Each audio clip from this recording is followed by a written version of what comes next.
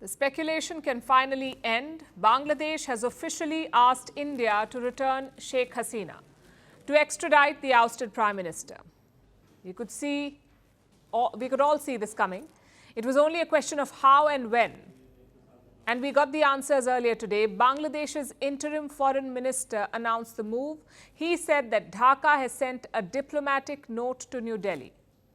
Basically an official message. And what does it say? That Sheikh Hasina should be sent back to be tried.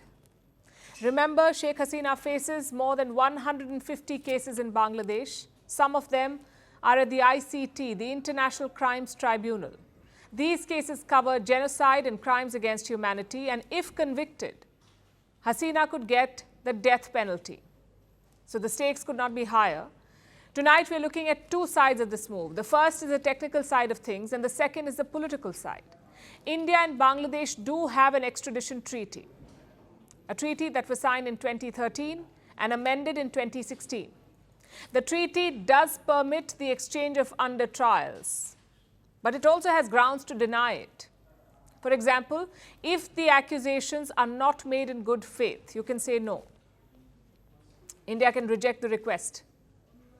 And there is a case to be made here.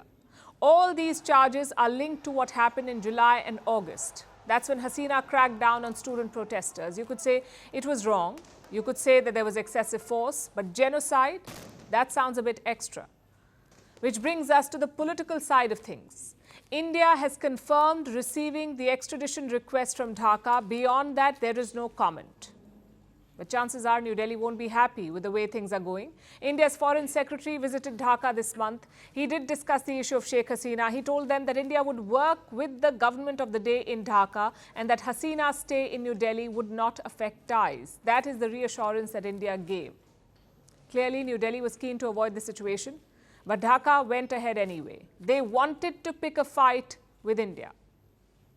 Now, the question is, how will India respond?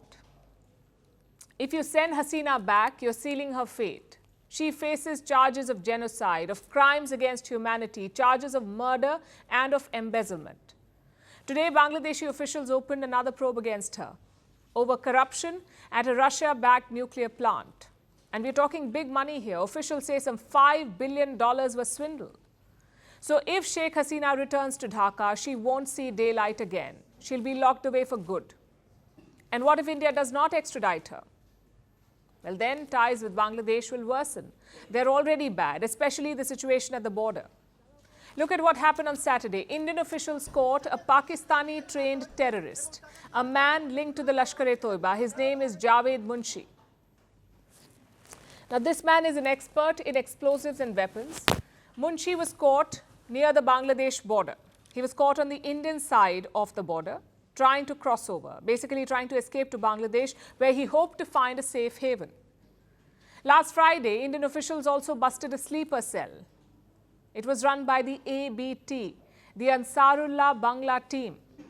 This is an offshoot of a Bangladeshi terror group. So things are heating up at the India-Bangladesh border, and this extradition row could make it worse. The diplomatic note is just the beginning. Dhaka can pile up more pressure. They've already, in fact, sought help from the Interpol. They're seeking a red notice for Sheikh Hasina. It's basically a request to countries around the world, if you spot such and such person, please arrest them. Of course, India does not need to spot Hasina. She is staying as a guest of the Indian government.